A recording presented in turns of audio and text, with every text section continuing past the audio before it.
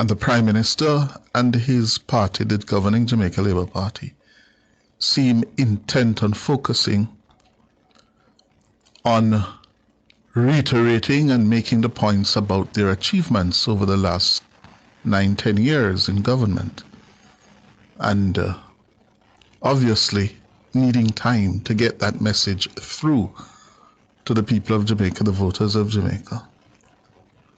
And in doing so, it has had to contend with some issues inside the Labour Party that are really stymieing their efforts to get ready.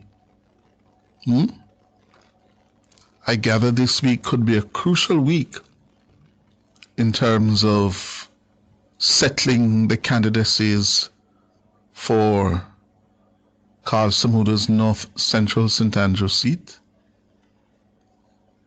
I understand that the State Minister, Delano Seavright, has all but been given the all clear. Yes, that he will be the candidate.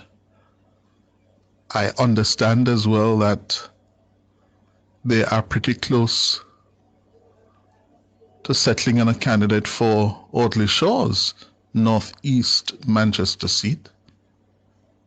We expect to hear more of that, I'm told. We should be hearing more of that before the end of this week. Yeah? But outside of those issues, the sketches of the two parties' campaigns are being outlined. The government campaigning heavily on its achievements, the macroeconomic stability that has been achieved, record low unemployment, significant reductions in crime and murder,